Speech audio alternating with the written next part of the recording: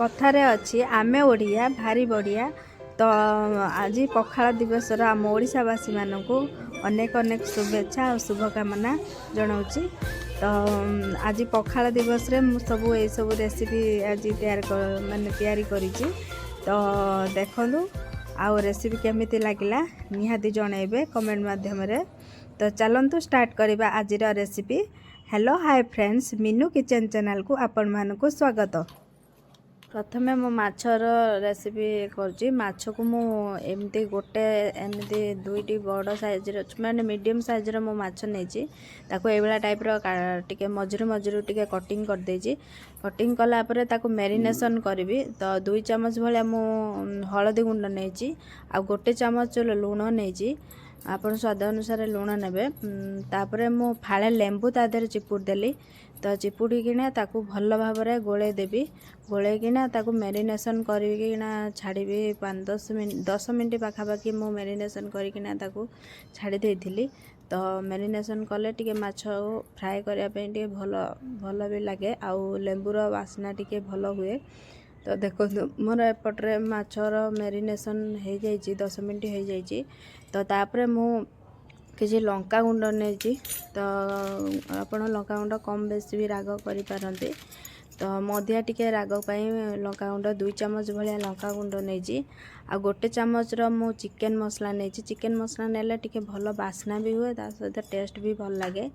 तो माछर एमती फ्राए करिया पई तो गोटे चम्मच भलिया मु नेली। आउ तापरे 2 चम्मच भलिया अदा रसुण प्याज रो पेस्ट नहीं। तो ताकू भल पकईकिना तापरे टिके अदा रसुण पेस्ट नेले टिके भल लगे माछर एमती फ्राए।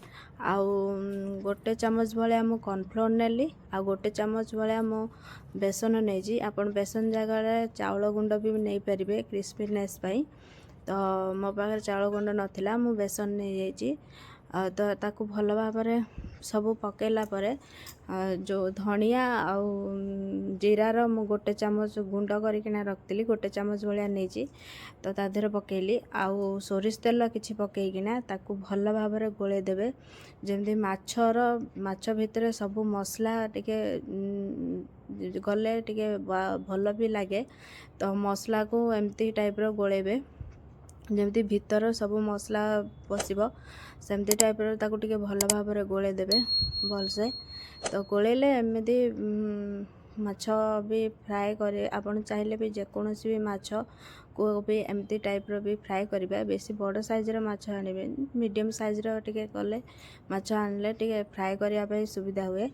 तो देखंतु एपटरे मु तेल गरम हो गला, सोरिष तेल पकेकिना मु ताकू माछ को फ्राए करिबे गोटे गोटे करिकिना। देखंतु मु माछ को एपटरे तेल रे पके देली।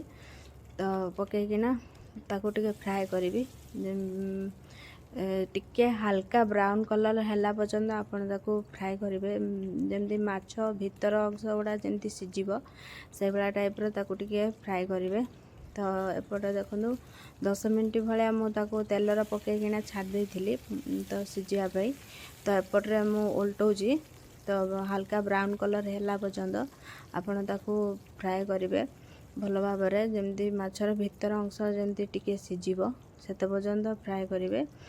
तो देखंतु एपटरे मोर माछ टिके भाजी हो साइलानी। तो एपटरे देखंतु मु चिंगुड़ी रे गोटे रेसिपी तैयारी करूची। तो चिंगुड़ी को मु प्रथमे भाजी नेली। तापरे भाजी सारला परे सही पैन ले मु टिके सोरिष तेल नेली। तो चिंगुड़ी को टिके ताटिया बसा करिया पे आपण बाटी बसा कहतु कि ताटिया बसा कहतु जहाँ भी कहि परिबे। तो तापरे 2टी कंचा लंका नेली। तापरे पियाज नेली। पियाज मु गोटे बड़ साइज रो पियाज नेछि। आलू गोटे आउ जन्नी गोटे सब मिसे कंचा आपण ताकू गोले किना ताकू बसेबे जेमती ताटिया बसा जेमती बसांती। तो ताकू कंचा मु एमती बसई देली। तापरे टिके सोरिष मसला पकेछि। सोरिष आउ रसुण आ सुखिला लंका गोटे सब ग्राइंडिंग करिकिना ताकू ता देहरे पकेकिना ता भल भाव में गोले देबे। गोले किना ताकू टिके मझरे मझरे ताकू टिके टेस्ट करथुए जेमती मसला सब न लागिवो। तो देखंतु तापर धनिया पत्र टिके पकेली आउ जो भाजिकिना रखिଥିଲି चिंगुड़ी की पकईदेली तो सबू एका सांगरे पकईकिना ताकू 10 ରୁ 15 मिनट भलिया ताकू सिझेबाकू छाड़देबे जमती चिंगुड़ी आउ सबू जतिकी परिबा आ मसला सबू सिझीजिवो सेते पर्यंत ताकू टिके ढाकुणी देकिना सिझेबे। एपटे देखंतु मो साग को भाजुची रसुण छुंक देकिना ताकू साग मोर भजा सेपटे मोर प्रस्तुत हो जाइए। एपटे देखंतु दही पखाळ मु प्रस्तुत करची। दही पखाळर अल्प टिके मु भात रे पानी देकिना ता देहरे मु अल्प टिके दही पकईदेली। दही पकई सारा पर ताकू टिके छुंक देवाई अल्प सोरिष तेल नेली आउ सोरिष गोटे चामच भाया सोरिष नहीं गोटा सोरिष आ 2टी कंचा लंका नहीं अल्प भुर्सुंगा पत्र नहीं ताकू भल भाव ताकू टिके गोले देबे तो गोलेकिना ताकू छुंक देदेबे। तो एपटे मोर भात दही पखाळ प्रस्तुत हो गला।